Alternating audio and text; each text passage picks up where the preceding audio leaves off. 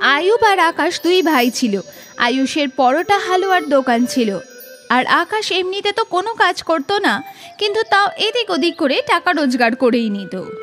এই নাও ভাবিজান, বাজারে গিয়েছিলাম তাই তোমার জন্য নতুন চুড়িদার নিয়ে এলাম। চুড়িদার তো খুবই সুন্দর, নিশ্চয়ই অনেক দাম। কিন্তু ভাইজান, তোমার কাছে এত টাকা কোথা থেকে আসে? এসব তোমার জানতে হবে না, সবই আল্লাহর দান। আমি তো সারা জীবন ধান্দা করেই গেলাম, ধান্দা আর আমি খুব শীঘ্রই বড়লোক হয়ে যাব। তখনই আয়ুষ বাড়ি ফিরল। ধান্দা করে হয়তো তুই বড়লোক হয়ে যাবি, কিন্তু ওই টাকাতে তুই কখনো ভালো থাকতে পারবি না ভাই। ভাইজান, তুমি সবসময় এই সব কথা বলো, তুমি এত সততা করে কি পেয়েছো? আমাকে তো শুধু তাড়াতাড়ি বড়লোক হতে হবে। আকাশ প্রায় এসব কথা বলে ওর দাদার মুখ বন্ধ করে দিত।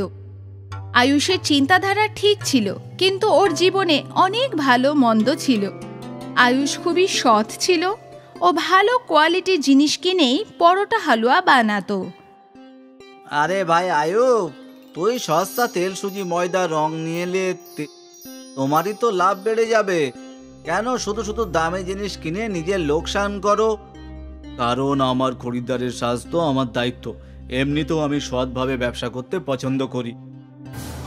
তোমার ইচ্ছা, এই নাও তোমার দামি জিনিসপত্র। আয়ুষ কখনো লাভের কথা ভাবতো না, ও লোকেদের কথা ভাবত। আয়ুষের পরোটা হালুয়ার দোকান বাজার এর মাঝখানে ছিল, তাই প্রায় আয়ুষের দোকানে লোকের ভিড় থাকতো। আঙ্কেল, আমায় 1 প্লেট পার্সেল দিও। আমায় 250 গ্রাম পার্সেল দিও। আয়ুষ এক এক করে সবাইকে পরোটার হালুয়া দিয়ে দিত। লোকেরা ওর পরোটা হালুয়ার টেস্ট খুব পছন্দ করত।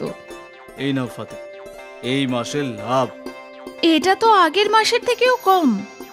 আসলে এই মাসে তেলের দাম বেড়ে গেছে, ও তাই লাভও একটু কম হয়েছে। তাহলে তুমিও তোমার পরোটা হালুয়ার দাম বাড়িয়ে দাও না। না ফাতেমা, যদি আমি দাম বাড়িয়ে দিই তাহলে বেশি লোক হালুয়া পরোটা কিনতে পারবে না। কিন্তু এভাবে চললে তো আমাদের লোকসান হবে। ঠিক আছে। আকাশ এসব শুনছিল। ভাইজান, তুমি কবে বুঝবে যে আগে তোমার কথা ভাবতে হবে?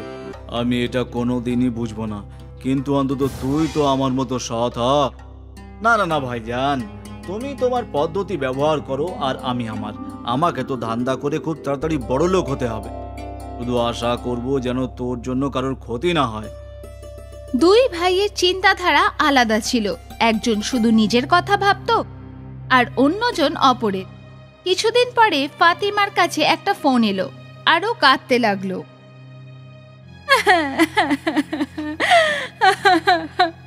কি হয়েছে ফাতেমা? ভাবি, কি ব্যাপার? তোমার কাকিমার বেঁচে নেই। হে আল্লাহ, ওনার আত্মাকে শান্তি দিও, আমাদের এক্ষুনি বেরোতে হবে। আরে আকরাম, তুই কি কয়েকদিনের জন্য আমার দোকান চালাতে পারবি? ঠিক আছে ভাইজান, এমনিতেও এখন আমার কাছে কোনো কাজ নেই, তোমার দোকান বন্ধ রাখলে অনেক লোকসান হবে, আমি চালিয়ে নেব। খুব ভালো কথা। আর মনে রাখিস, দামি জিনিসপত্রই কিনবি, সস্তা জিনিস কেমিক্যালে ভরা থাকে। ঠিক আছে ভাইজান, মনে রাখবো। আয়ুষ ওর বউ ফাতেমার সাথে গ্রামে যাওয়ার জন্য বেরিয়ে পড়ল। এদিকে আকাশ পরোটা হালুয়ার দোকান খুলল। ভাইজান, আধা কিলো প্যাক করে দাও। হ্যাঁ আপা। আরে ওই আরেকজন ভাই কোথায় গেছে? আয়ুব দাদা গ্রামে গেছে, কয়েকদিনের মধ্যে ফিরে আসবে। ঠিক আছে, তুমি আধা কিলো হালুয়া পরোটা প্যাক করে দাও। ঠিক আছে দাদা। আকাশ হালুয়া পরোটা বানিয়ে বানিয়ে বিক্রি করছিল। এভাবেই রোজ আকাশ দোকানে হালুয়ার পরোটা বিক্রি করছিল। তারপরও দেখলো যে তেলের কৌটো শেষ হয়ে এসেছে। কাল আসার আগেই সকাল সকাল জিনিস কিনতে হবে। বিকেল অবধি ও প্রায় সব জিনিসই শেষ হয়ে গেছিল। পরের দিন সকালে আকাশ হোলসেলের দোকানে গেল। 15 লিটার তেলের জার দাও ভাই। 200 টাকা লিটারটা দেবো নাকি 100 টাকা লিটারটা? দামে এত পার্থক্য কেন? ভালো কোয়ালিটির দামি ব্র্যান্ড 200 টাকা প্রতি লিটার, আর সাদা কাটার তেল 100 টাকা প্রতি লিটার। আকাশ সব সময় টাকার কথাই ভাবতো। ও বেশি না ভেবেই, সস্তারটা দিয়ে দাও, আমি তো আর এটা দিয়ে বাড়ির খাবার বানাবো না। এই না ভাই, আর কি কিছু চাই ভাই? 10 কিলো সুজি, 10 কিলো ময়দা, আর কালারের বড় কৌটা, আর 10 কিলো চিনি। সব সস্তারগুলোই দেবো তো? হ্যাঁ হ্যাঁ। আকাশ সব সস্তার জিনিস কিনলো। রোজকার মতো ওর দোকান খুললো আর খরিদ্দাররা ভিড় করে ফেলল। আমার 1 কিলো হালুয়া পরোটা লাগবে, হালুয়া বেশি দিও ভাই। আমায় 250 গ্রাম দিও। হ্যাঁ। আকাশ সবাইকে হালুয়া পরোটা দিতে লাগলো। আজও খুশি ছিল, কারণ ওর লাভ বেড়ে গেছিল। আজ দ্বিগুণ লাভ হচ্ছে। ভাইজানও যেন আমার মতোই বেশি টাকা রোজগার করা শিখে যায়। জানি না এত সততা দেখিয়ে কি পাবে। পরের কয়েকদিন অবধি আকাশ সস্তার জিনিসপত্রের হালুয়া পরোটা বানিয়ে বিক্রি করতে থাকলো। তারপর হঠাৎ ওর দোকানে বিক্রি কমে গেল। দুজন মহিলা ওর দোকানে এলো। আধা কিলো হালুয়া পরোটা দাও। জানো, কাল আমি ডাক্তারের কাছে গিয়েছিলাম, ওখানে এত বড় লাইন ছিল। কেন? জানি না, সবার পেটে ব্যথা করছিল। ডক্টর বলছিল যে হয়তো ফুড পয়জনিং হয়েছে। কে জানে সবাই মিলে কি খেয়েছিল। এই কথা শুনে আকাশ একটু ঘাবড়ে গেল। ও কয়েকদিন ধরে সস্তার জিনিস ব্যবহার করছিল। যদি এইসব আমার কারণে হয়ে থাকে তাহলে পুলিশ আমায় ধরে নেবে। হে আল্লাহ! ও অসামঞ্জস্য ছিল। ও ভয় পাচ্ছিল যে হয়তো ফুড পয়জনিং ওর জন্যই ছড়িয়ে পড়েছে। ও তখনই ওর দাদাকে ফোন করলো। ভাইজান, আমার ভুল হয়ে গেছে। কি? আমি তোমার কথা শুনিনি আর সস্তার জিনিসপত্র কিনেছি। আর ভাইজান, হয়তো আমার জন্য অনেক লোকের ফুড পয়জনিংও হয়ে গিয়েছে মনে হয়। কি? আমি বুঝতে পারছি না যে আমি কি করব। ভাইজান, আমায় সাহায্য করো। আমি তো এসব করতে বারণ করেছিলাম। এখন দেখ, তোর জন্য বেচারা লোকেরা অসুস্থ হয়ে পড়েছে। আমার ভুল হয়ে গিয়েছে। এখন আমি কি করব? সবার আগে ওই সব জিনিসপত্র ফেলে দে আর উপরওয়ালার কাছে দয়া কর যাতে সবকিছু ঠিক হয়ে যায়। আচ্ছা ভাইজান। হ্যাঁ ভাইজান, আচ্ছা। আকাশ সব জিনিসপত্র ফেলে দিল। ওর অনুশোচনা হচ্ছিল। আজকের পর থেকে আমি আর কখনো এরকম কিছুই করব না যাতে কারোর ক্ষতি হয়। আমার একটু লোভের জন্য সবাই অসুস্থ হয়ে পড়লো, আর আমি কখনো লোভ করব না আর ধান্দাও খুঁজবো না। আকাশের চিন্তাধারাই বদলে গেল। এখন ওর অনুশোচনা হচ্ছিল। সব সময় শর্টকাটে টাকা রোজগার করার কথা ভাবা আকাশ এখন মানুষের সুস্থ হয়ে ওঠার জন্য দয়া করছিল। ও নিজের ভুল বুঝতে পারল। আশা করব ফুড পয়জনিং এর রোগীরা তাড়াতাড়ি সুস্থ হয়ে যাবে। সুধার মা বাবা একটা দুর্ঘটনাতে মারা গিয়েছিল। এখন ওর এই দুনিয়াতে একমাত্র কাকা আর কাকি ছিল। মা, তুমি আমাদের সাথে চলো না। না না, তুমি এসব কি বলছো? আমি এই মেয়েকে আমাদের বাড়িতে রাখতে পারবো না। আরে তুমি এসব কি বলছো? এখন আমাদের ছাড়াও ওর আর কেই বা আছে বলো? সে যাই হোক, আমাদের ঘরে এমনিতেই দারিদ্রতায় ছেয়ে আছে, তার উপরে আবার ওকে পালন করা? না বাবা না। আরে ও তো একটা ছোট বাচ্চা মেয়ে, যেমন আমাদের পায়েল তেমনই তো ও। তুমি আবার মেয়ের সাথে ওর তুলনা করবে না তো। একে তো নিজের বাবা মাকে খেয়ে ফেলেছে, আমাদের বাড়িতে গিয়ে আমাদেরকেও কুনজর দেবে। সেরকম কিছুই হবে না, ও আমাদের সাথেই থাকবে। আর যদি তুমি ওর সাথে থাকতে না চাও তাহলে তুমি নিজের বাপের বাড়ি যেতে পারো।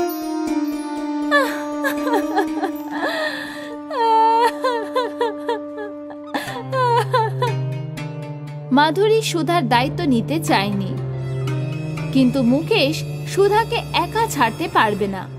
অবশেষে সুধা মুকেশ আর মাধুরীর বাড়িতে চলে গেল, কিন্তু সেখানে মাধুরী সুধার সাথে বাজে ব্যবহার শুরু করে দিল। ও মহারানী, ঘরে ঝাড়ু কি তোর বাবা মা এসে দেবে? আমি এক্ষুনি দিয়ে দিচ্ছি। একটা কাজ হলেই মাধুরী সুধাকে অন্য আরেকটা কাজ দিয়ে দিত, আর এভাবে সুধা ঘরের সমস্ত কাজ করতে লাগলো। ও ঘর পরিষ্কার করত, তারপর কাপড় ধুতো, বাসন মাজতো, তার উপরে বাজার থেকে জিনিস এনে খাবারও বানাতো। সুধার কাকি ওর ওপর অত্যাচার করতে লাগলো। সুধার খেলাধুলার বয়স ছিল, কিন্তু এই বেচারিকে ঘরের সমস্ত কাজ করতে হতো। মা, আমার খিদে পেয়েছে। ওই মহারানী, চল যা আমার মেয়েকে খেতে দে। সুধা পায়েলের জন্য খাবারের প্লেট সাজালো। তারপর যখন নিজেই প্লেটে খাবার নিচ্ছিল তখন মাধুরী ওর প্লেটটা ছিনিয়ে নিল। এটা কার জন্য খাবার নিচ্ছিস? আমার জন্য কাকিমা, আমারও খুব খিদে পেয়েছে। আগে ঘরের কাজ শেষ কর, তাহলেই কিছু খেতে পাবি।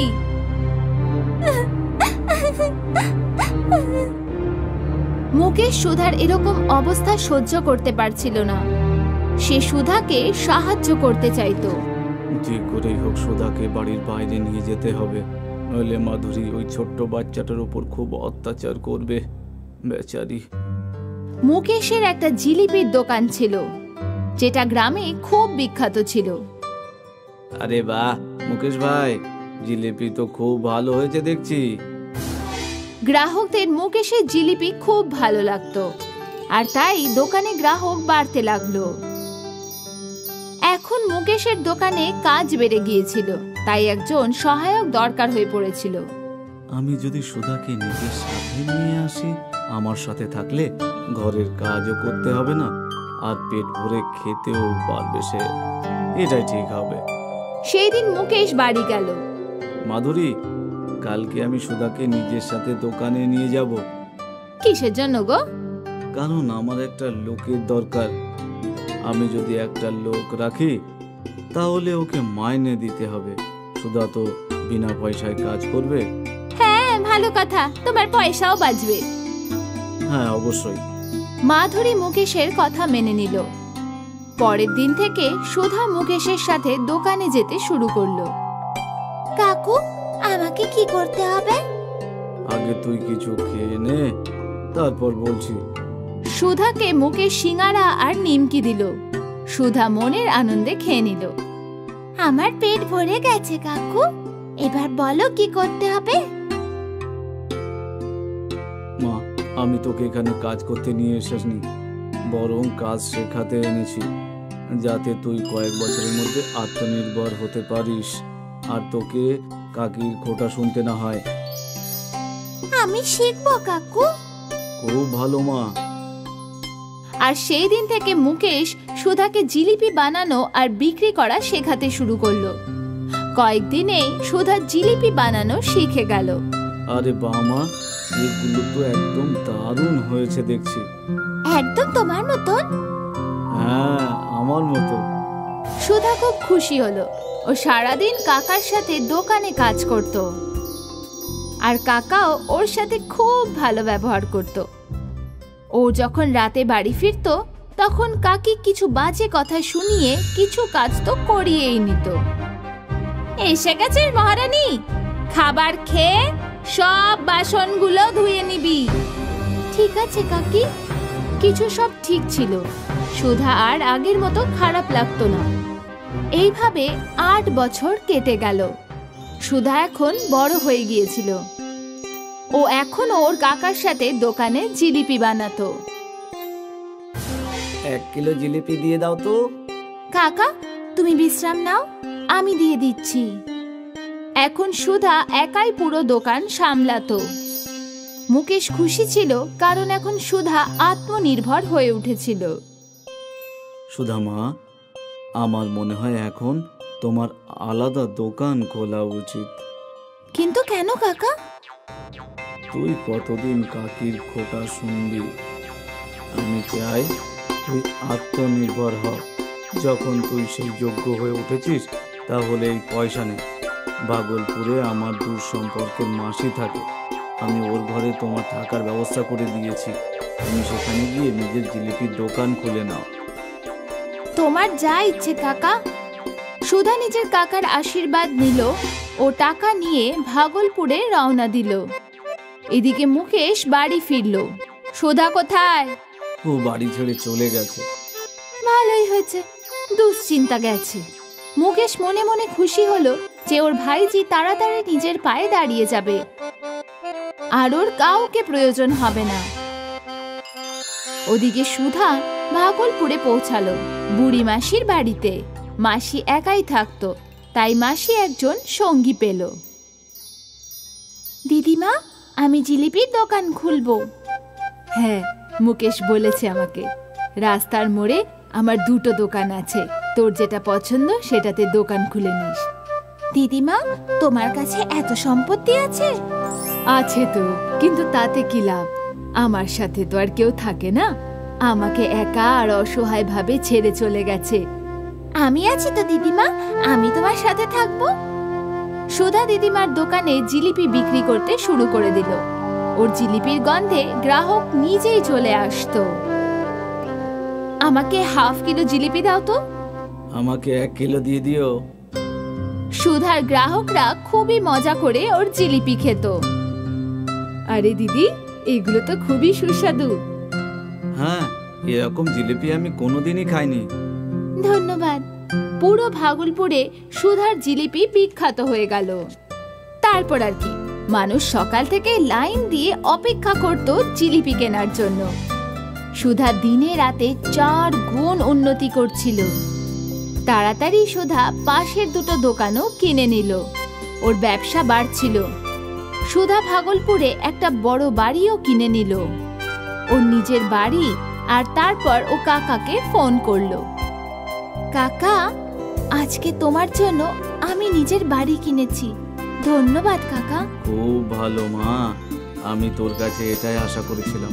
ভগবানের কৃপায় তোর আরো 4 গুণ বেশি উন্নতি হোক, আর সুখে থাক মা। মুকেশের চোখ দিয়ে জল পড়তে শুরু করলো। ওর স্বপ্ন আজকে সার্থক হলো। ওর ভাইজি আত্মনির্ভর হয়ে উঠেছিল। সুধা আর কাউকে প্রয়োজন ছিল না। ও নিজের ক্ষমতায় সফলতা অর্জন করেছিল। গ্রামের বাজারে সুধাংশুর পকোড়ার ঠেলাগাড়ি ছিল। যখনই ও ঠেলাগাড়ি খুলতো, গ্রাহক চলে আসতো। আমাকে 1 প্লেট পেঁয়াজের পকোড়া। আমাকে আলুর পাকোড়া। সুধাংশু খুব খুশি ছিল, কারণ ওর ব্যবসা খুব ভালো চলছিল। সকাল থেকে সন্ধে পর্যন্ত ওর গাড়িতে সবসময় গ্রাহকের ভিড় থাকতো। আরে দাদা, 2 প্লেট পেঁয়াজ পাকোড়া আর 1 প্লেট আলুর পাকোড়া দিয়ে দাও। এই নাও দাদা। আরে দাদা, আমি তোমার থেকে রোজ পাকোড়া কিনি, কখনো তো কিছু পাকোড়া একটু বেশি দাও। দাদা, আমি পরিমাণে বেশি নিজের বাড়ির লোককেও দিই না। নেওয়ার হলে নাও, আর না হলে এগিয়ে যাও। ঠিক আছে, দিয়ে দাও। সুধাংশুর পরিবারে ওর স্ত্রী সুধা ছিল। এসে গেছো তুমি? আমি তোমার জন্যই অপেক্ষা করছিলাম।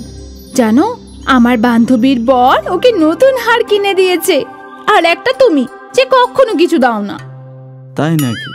আগের মাসেই তো তোমার জন্য নতুন শাড়ি নিয়ে এসেছিলাম। হ্যাঁ হ্যাঁ, মনে আছে, তাও সেল থেকে। সেল হোক না হোক, কিন্তু আমি এনে তো ছিলাম। তোমার মতো কিপটে বর আমি কোনোদিনও দেখিনি। প্রত্যেক মাসে নিজের জন্য নতুন নতুন জামা কেনো, আর একটা মাস তুমি আমার জন্য নতুন শাড়ি কিনে দিয়ে এতবার বলছো। কেন কিনবো না? টাকাটা তো আমি রোজগার করি। স্বার্থপর। সুধাংশুর স্বভাবে খুব স্বার্থপর ছিল। ও খালি নিজের ভালো ভাবতো। সুধাংশুর পকোড়ার দোকান ভালো চলছিল, ওর রোজগারও ভালো হচ্ছিল। হঠাৎ একদিন সুধাংশুর দোকানের সামনে একটা অন্য ঠেলাগাড়ি খুলল।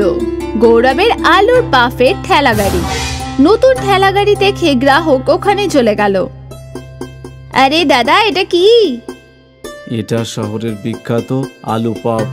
দিদি, আপনি একবার খাবেন তো বারবার চাইবেন। ঠিক আছে দাদা, দিয়ে দিন। এক্ষুনি নিন। গৌরব ওই মহিলাটাকে আলু পাফ দিল।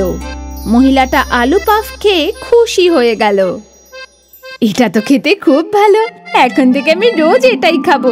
আর কে ওই কিপ্পন পকোড়া আলার থেকে পকোড়া কিনবে? সুধাংশুর অনেক গ্রাহক পকোড়ার বদলে আলু পাফ কিনতে লাগলো। আর এক এক করে সুধাংশুর ঠেলাগাড়িতে থাকা ভিড় এখন গৌরবের ঠেলাগাড়িতে আসতে লাগলো। এটা দেখে সুধাংশু চিন্তায় পড়ে গেল। এই আলুর পাপওয়ালা নতুন, কিছুদিনের মধ্যে লোক ওকে ভুলিয়ে আবার পাকোড়া খেতে থাকবে। সুধাংশু নিজেকে সান্ত্বনা দিচ্ছিল। দিন যেতে থাকলো, কিন্তু গৌরবের আলুর পাফ সত্যি খুব ভালো ছিল।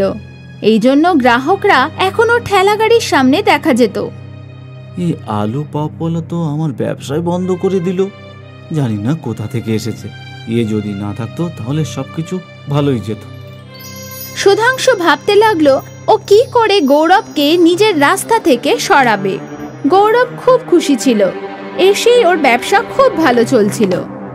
হে ভগবান, তোমাকে অসংখ্য ধন্যবাদ, তুমি আমার সমস্যার সমাধান করে দিলে। গৌরব খুব ভালো আর দয়ালু স্বভাবের ছিল। যখনই ও ঠেলাগাড়িতে কোনো গরিব আসতো, ও বিনামূল্যে ওকে আলু পাফ খাওয়াতো।